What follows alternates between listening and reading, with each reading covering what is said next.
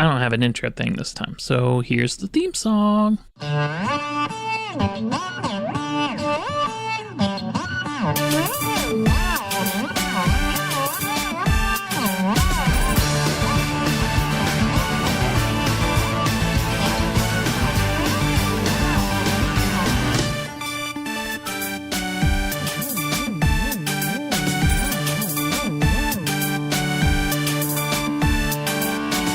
Hello and welcome to Double Issue.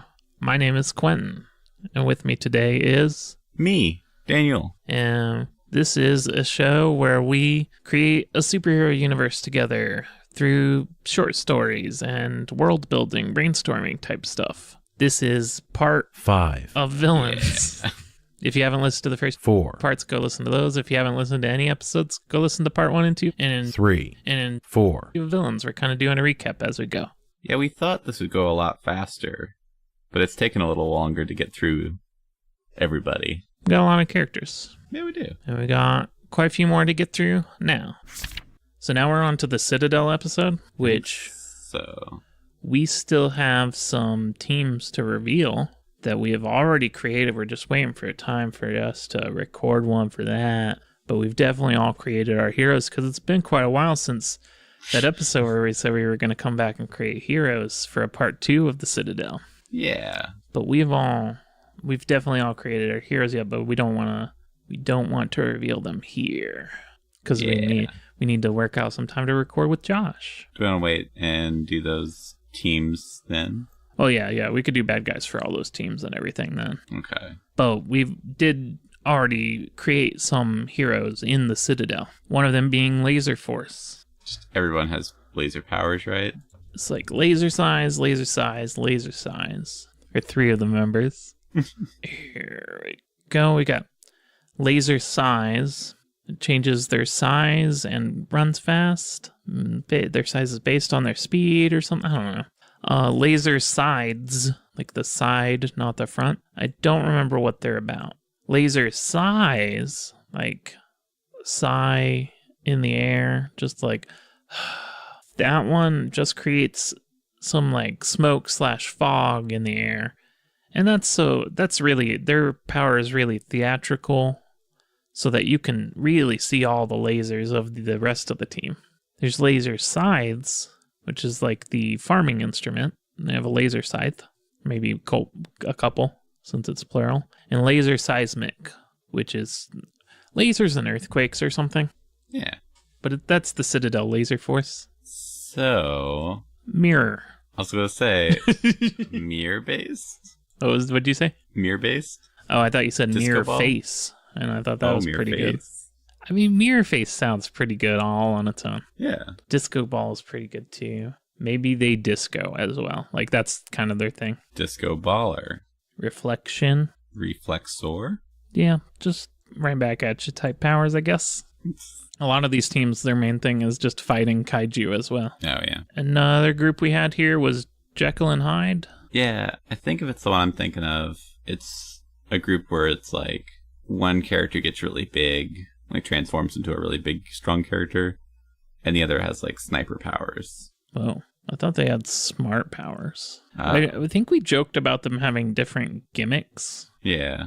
Like they were, I guess, smart and sniper or strong and sniper or whatever they were. They kept going through different gimmicks for their team. One was Jekyll and Hyde. Was one of them Frasier based, or am I imagining that? I do remember a Frasier based. Frasier and Niles. I think that was a separate team though. I think they were just their own. Okay. Which I feel like would have to be called tossed salad and scrambled eggs. One will toss your salad, one will scramble your egg. So, not a villain. I've been sitting on this one for a while. I still haven't figured out, but I had concept for a while, is a trio of snipers. Oh. I don't know if I necessarily want to use them here, because I don't know if they're even a good or bad person yet. I think they might be for hire. But a trio of snipers called the Trifectaria, or Trifectaria. That's pretty cool. What do they do? They snipe. Okay. They might be part robot. I don't know. I haven't fully figured them out yet. I've been waiting to deploy them. That makes me think of the villains from Trigon that were like all mercenaries. Yeah, except this one is 3 of the sniper guy with the mile-long barrel.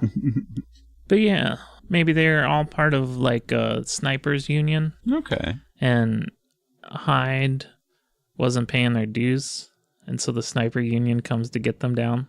And maybe Trifectaria or Trifectaria is a part of that, so they have to fight them. That's pretty good. I like the idea of a snipers union. Yeah. I had one idea, and their power is just bombs, and they're bomb ass. And they meant it like that was a bomb ass explosion, but everyone else is just, no, you shouldn't make that your name. Okay. If Tossed Salad and the Scrambled Egg is a separate hero, which I'm not entirely convinced of, I think maybe Jekyll and Hyde went on a Frasier watching binge and then had that as their costume for a while. But a villain for them could be Beast from X-Men The Last Stand. Is that their full regular name? Yeah, Beast from X-Men The Last Stand. Is their name Eddie? No. So that's what I thought was Eddie the Dog Man. He keeps getting up on the good furniture, keeps chewing up the nice loafers.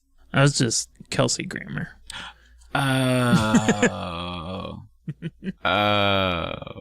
Just Kelsey Grammer and blue Beast makeup. I had a different Beast actor in my head, and so I was like, okay, that seems fine. Let me see who I was thinking of. I was thinking of Nicholas Hoult. He played the Beast in First Class.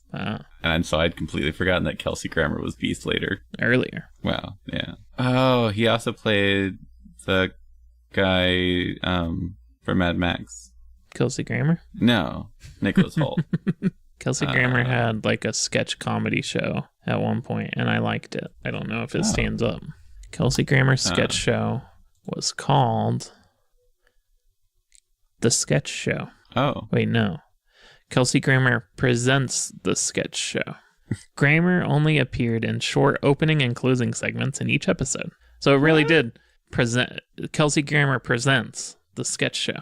So it was like a vehicle for a bunch of comedians, which they beefed up by saying Kelsey Grammer. Many sketches from the British version were recreated.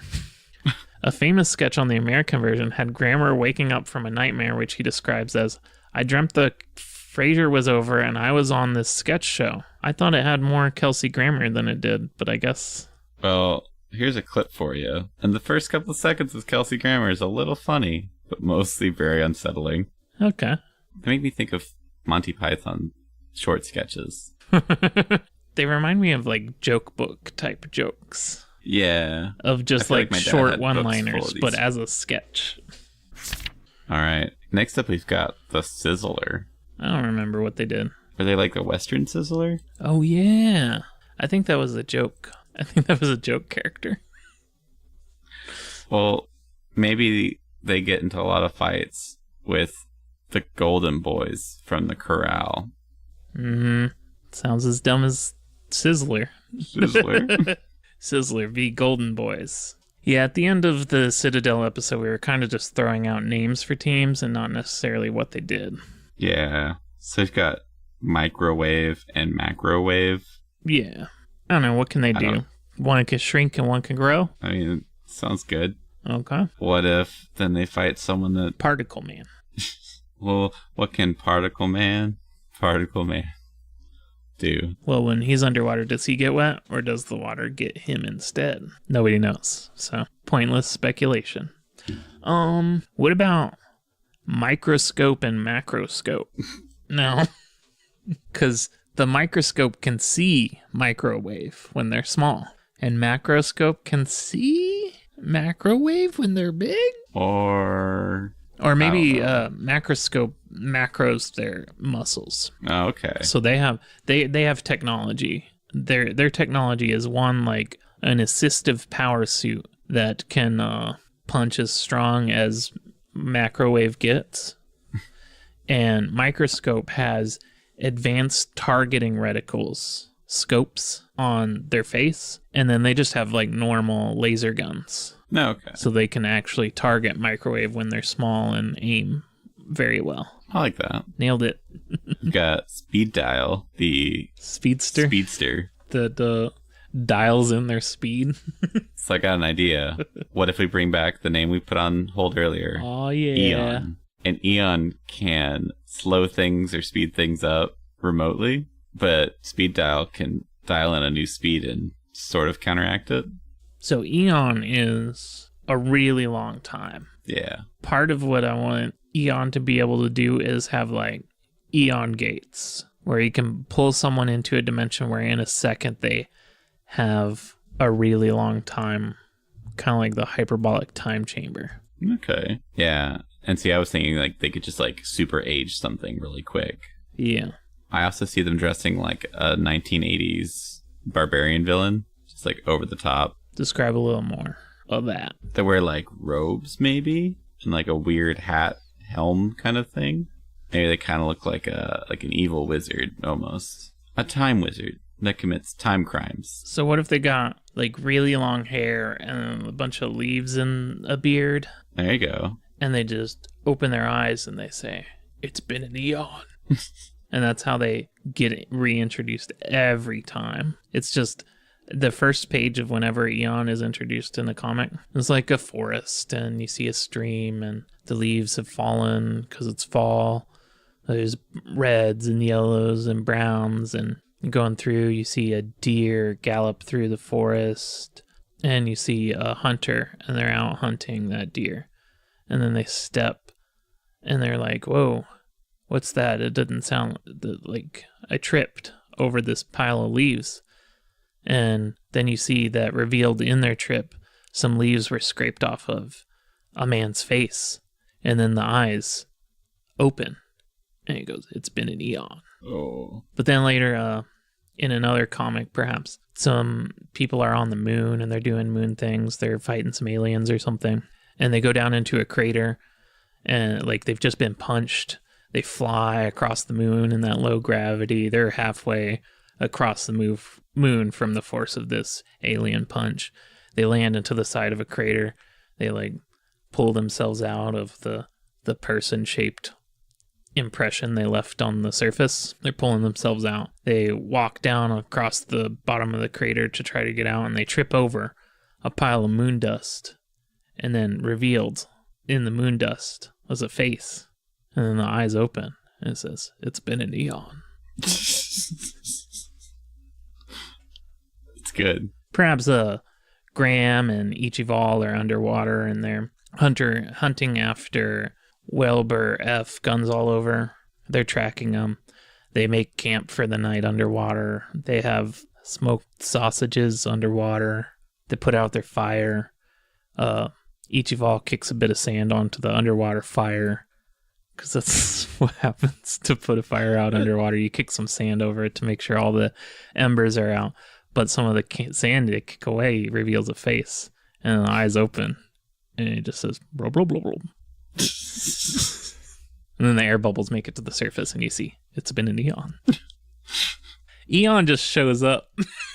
I think he's just always in the background of things. Eon just shows up wherever waking up after their previous exit. And it's always been an Eon. Perhaps every time they fight Eon, Eon slept for a whole loop of the universe. Oh. That's their thing.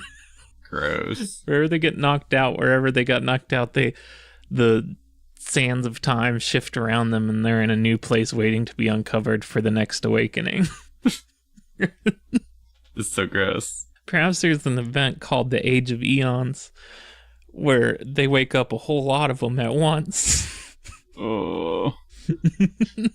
Fighting hundreds of eons all at the same time. Because if they're fully immortal and the loop of the universe is circular, there would be multiples eventually on each pass of Eon. I mean, usually you just accidentally find one and fight them, but yeah. But one Eon went out and found all the others. For every spot of Earth, there's an Eon just waiting to be uncovered somehow. Like, they're about to demolish a building. They do the sledgehammer through the drywall. They pull some of the drywall away, and there's just a face, and then the eyes open. And it goes, "It's been an Eon." Like, how did you even get in the wall? Have they been collecting these Eons as they find them in one location? Just Eon warehouse. Eon R Us. Okay, so that's Eon. I like him. He's got a lot of potential. Yeah. I think last of all, we've got the Sensational Six. Woo! And that should bring us up to current. Basically. So we talked about glitz and glamour as a... Oh, I guess I should back up. Yeah. So the Sensational Six are 6 superheroes who live in a house together. And it's a reality TV show based thing. I lost the word. It's a reality TV show that follows superheroes in a house together, and they're all themed after a different sense. So you got Touch for Cup Hands, which Cup Hands is a character we've already described. They break everything with a touch. Nostril, what are their powers? Wind type powers. They've got super breath and super smell. A large nose, a comically large nose, and when they breathe out, can affect like the wind speed around them. Kind of a sneeze is a really devastating thing from Nostril. We've got Earlux, which is sort of a bionic man, but all the technology is in the ears. They've got detachable ears. They've got ears that can do a whole bunch of different things. I think one of the things we talked about was a grappling hook ear. Yeah. Like turn the head sideways and shoot an ear up towards the building, and then everyone can climb up onto Earlux, and it just pulls in, and it's probably painful for Earlux. They also have like swappable ears where they can swap them out for different situations or leave them on a table somewhere. Yeah, and they can leave an ear to eavesdrop. And then we've got Lick It, which is whip tongue. Yeah, she's like a lick-a-tongue. But can use it as a weapon, has like amazing control with the tongue, can kind of like pick things up and use it as another hand, almost. She does have empathic taste as well. Oh yeah, she could taste what you're feeling. Yeah. You've got At the Eye, which their sight is every camera in a certain radius. I didn't know if it was like just a certain radius or the world. I don't think it's the world. Okay. It like trails off, but they can see through any camera around them, which is very powerful in a smartphone world. But they've got like their sense of sight is that, so they probably also always have a phone on them out, so they can control a bit of their sight for blind spots and stuff. And then future sight, which I think we waffled a lot on future sight. Yeah, it's like they can see limited future out of one eye. Yeah, but I think we determined they can see the future they can see a certain amount of time into the future. It's always a set amount of time into the future through one eye. And they wear an eye patch over that so they don't have to see it. Yeah. Because anytime they change something, it like messes with their vision out of that eye and causes a bunch of like migraine type stuff. So for the most part, they don't like to affect the future. They'd rather not know it so they don't affect it. But sometimes when they need to, they will lift that up and change it if things seem dire. They'll try to change the future into something more better. And that's the Sensational Six. Right. We already came up with a villain for Cup Hands, which was the Toymaster General. And I think Glitz and Glamour might just be a general villain for the Sensational Six. Yeah. I do like it being... Maybe it's... I don't know. It seems like an overwhelming of the senses is kind of a Glitz and Glamour. So it's almost like there's that spell in D&D where it's like prestidigitation. Yeah, you can glamour someone. So maybe they just make a lot of light and sound. Yeah, I think they're fashion duo. There's like flashy clothes and stuff. I mean, yeah. They gotta be like 80s glam rockers. Yeah. Over the top hair. What if one of their ploys is to try to get all of the Sensational Six in new outfits, but new outfits that they've designed and they can activate at a certain time to overwhelm them and win? They just deliver them to the house as a charitable thing. Yeah. Or weasel in some other way. Yeah. Okay. So about Nostril? Professor Pepper. Oh, that would just be bad for everyone. Yeah. They just have a professional disagreement, but because her powers are so bad for everyone else, it's not good for anyone. Yeah. What about Pungent? They just tell a lot of puns. Yeah, that they're unbearable in that way, but also they have a terrible odor. So Nostril doesn't want to be around them for the odor, but they're always telling terrible puns that everyone else is just, I don't either. Like I can't even pick up the smell that makes you so disgusting to Nostril. it's too subtle, but I don't want to be around you. What about earlux then? Oh, you didn't put down Professor Pepper. Oh, shoot. You could do both. I was going to say Dr. Pepper, but... But then he would be a real pungent. What about tangent for earlux? Tangent? Yeah, I just want to have a group of the gentlemen. Okay. No. Earlux. What about earworm? Did we do that one? We had one in Monsters that was like something like that. That was like they made a song so catchy that it made its way into everyone's ear. I was imagining just a giant worm with an ear for a face. Oh. I mean, I feel like we've done this before, but what about discarded ears getting a life of their own? Or what about a colony of worms discovering his thrown out ears? And each worm has a power. Most of them seem terrible, but a giant worm seems fine for the pun. I think there's like a worm for a mass of worms altogether. It's kind of gross, just a mass of worms. What about the slither? Is it what we were just talking about, but a different name? Or yeah. Oh, okay. What if it's just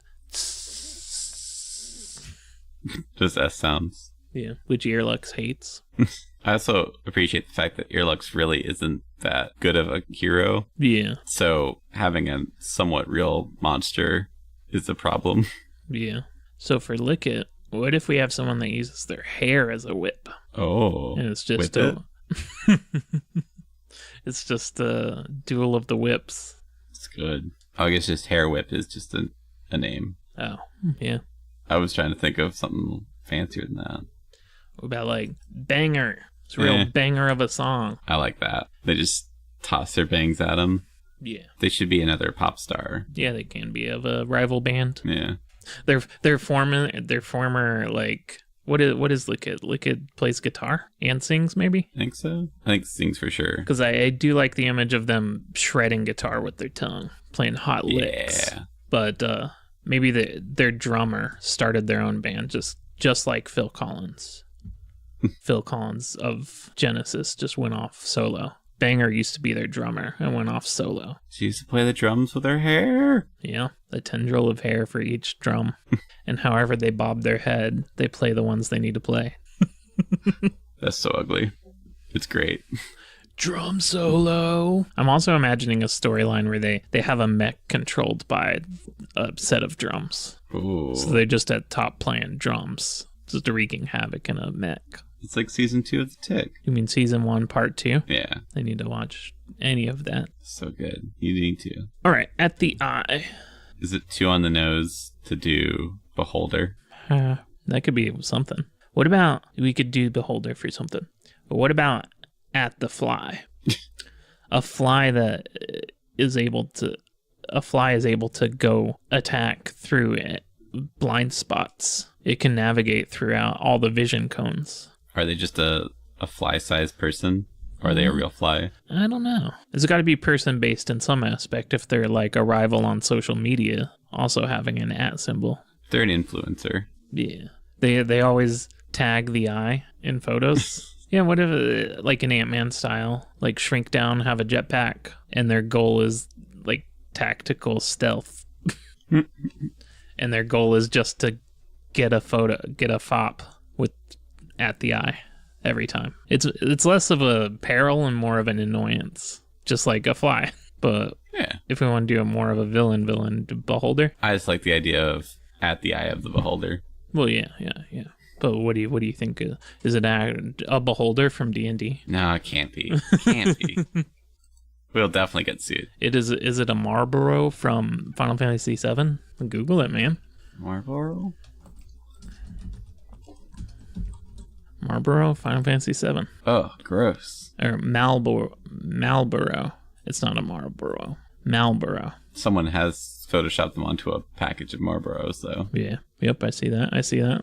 Just an eye monster? Yeah, it's a Beholder, basically. What if at the eye took an eye from this creature and they're trying to get it back? Was at the eye just collect eyes? Rare eyes? I just didn't know if they got their powers from one. Oh, from this creature? Yeah.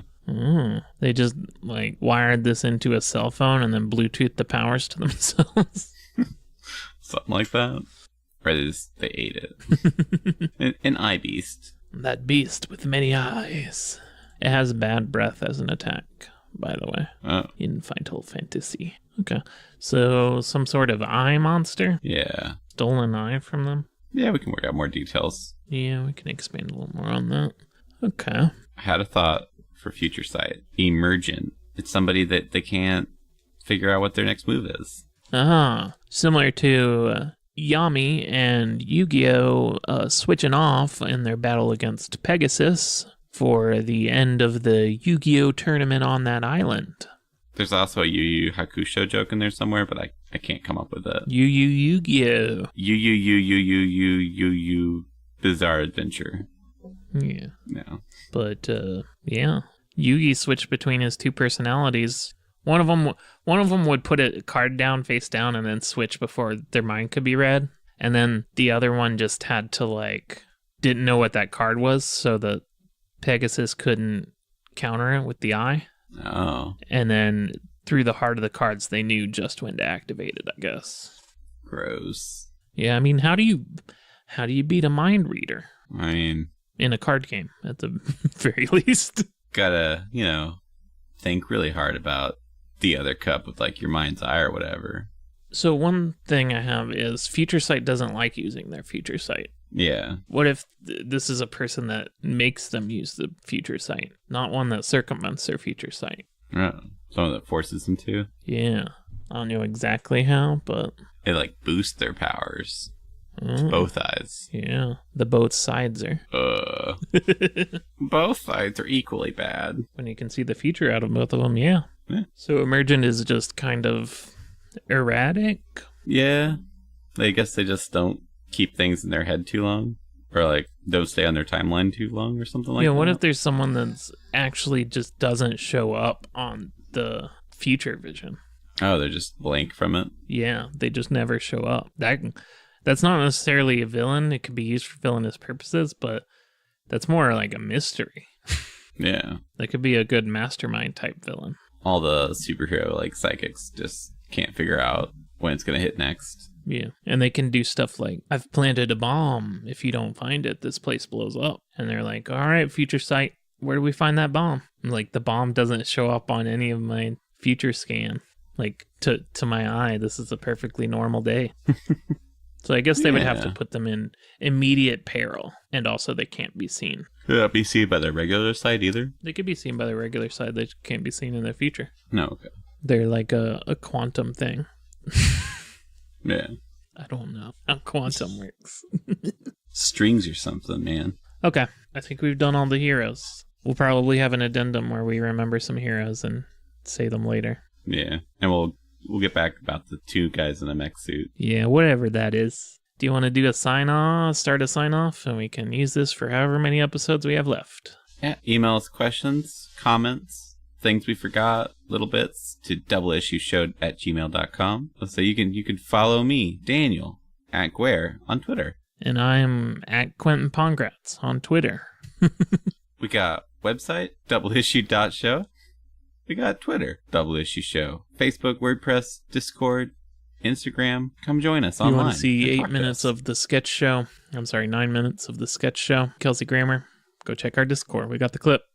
Also, return of Dimension. That clip's in there. We got art. The thumbnail art is by Lisa Prather. You can find her on Instagram at Lisa Prather or online in general at lisapratherart.com. Did I say her Instagram was Lisa Prather? It's Lisa Prather Art. Our theme song is the Freeharmonics by Freeharmonic Orchestra, used and shortened under a Creative Commons license. Yeah, find it and other songs by Freeharmonic Orchestra on freemusicarchive.org. Next week is maybe more villains, but if this is the final villains episode, we'll be at you with everyone's turned into drinks. And then we'll see where we go from there. Let's say at some point we'll do Citadel. Oh, yeah. Worldbuild 2. Yeah. Part we 2. just have to have more coordination on that one. The end. Forever. And we all lived happily ever Bye. after. Out. Woo. Hello, this is Future Quentin, I guess. And this episode was a bit short. So I went ahead and did the extra work, and I re-listened to the League of Elemental Animals, and without Daniel's approval, I created a supervillain for each of them. So I'm just going to run through those real quick. We got Boulder Shark. I came up with Excalculator. Sky Badger, Ariel, which is like the Ariel up in the sky. Not to be confused with Little Mermaid Ariel. However, their origin story is very similar. It's a kid that had ground legs and wished to have sky legs.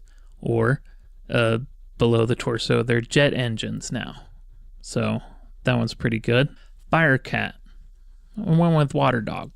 They're an early hero, so I feel like they had a simpler time. Chaos Cat.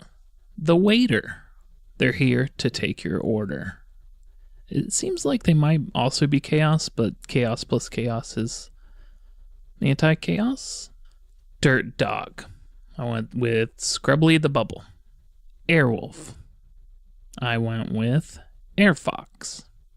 Water Bear's villain is the Masked Saber. Lightning Hawk. I went with Beetle King. Atomic Butterfly's villain is Moth Ra. It's not Mothra. It's the god Ra reincarnated as a moth, so they have like sun powers. If that is also what Mothra is, I don't know right offhand. My bad. We could change that one. Uranium Rhino. No, Uranium Rhino. But actually, their villain is Top Dog. I'm imagining a sort of businessman dog. A dog in a business suit, maybe? I don't know what they do, but Magma Mouse. Elephant. Maybe it's an elephant that they scared and the elephant fell off a cliff or something, went to hell for their bad deeds, and is back as kind of a demon type character. Maybe imagine like a Ghost Rider, but they're an elephant. I don't know. Claymare. Their villain is the Headless Rider. Maybe like a play on the Headless Horseman. Maybe not. I don't know. Maybe it's a thing. Maybe it's like a Common Rider, but they're headless. So here's the thing. We keep calling it Water Spider. In the episode, League of Elemental Animal episode, we call them Liquid Spider. So we need to correct ourselves. But their villain is Robert the Sponge. Ether Worm. I thought a good villain would be Tendril, but we already used that villain on, I believe, Wisp. But I went with the Witness. Imagine someone that when they're observing, maybe observer is a better word, better name, but when they're witnessing something, that person doesn't have powers. Thought that was pretty cool. Heat Hog's villain is Firebrand. Volcano Seahorse.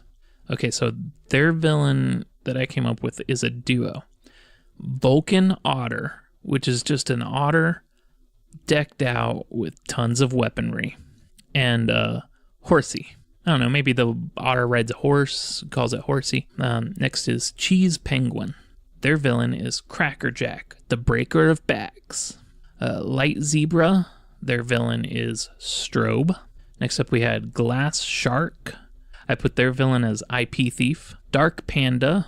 Their villain is Musclebound. I'm imagining a wrestler, but maybe it's a skinny, like scrawny person inside of a muscle suit. That seems like it could be a thing. Next we had Shadow Piranha. I picked the name Ice-Scorn. Then we had Rainbow Bat. This is maybe my favorite one. The villain for Rainbow Bat is the Sands of the Eternal Dune. I don't know what that means, but it sounded really cool.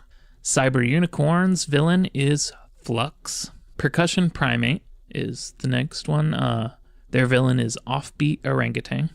Shade T-Rex. Their villain is Stoplight. Next is Quicksilver Cow. I went with Lieutenant Lasso. And then the last elemental animal we came up with was Heavenly Snail. And you know what? Their villain is Hecate. That big demon that wants to take a bite out of Earth. That is their villain. That's who they face off against. That seems pretty cool. Oh, and one last thing. At some point, we referenced 2 low-level heroes in a mech suit was a phrase that was in one of our notes, and we didn't know what it meant. Well, I came up with a villain for that one. And their villain, I don't know the name, but it's 2 low-level mechs in a hero suit. All right, they're gonna say some like a little short thing, like I always do, and that'll be the end. Did you know R.L. Stine used to write joke books? Oh yeah, Jovial Bob Stein. I was gonna make the joke. Did he kill it? I learned that from Goose Buddies. Oh, I listened to the first episode of that. I thought you listened. There's a bunch of podcasts that you recommend to me that I get into, and then I find out you only listen to 2 episodes of. And that's one of them. Yeah, that's about right.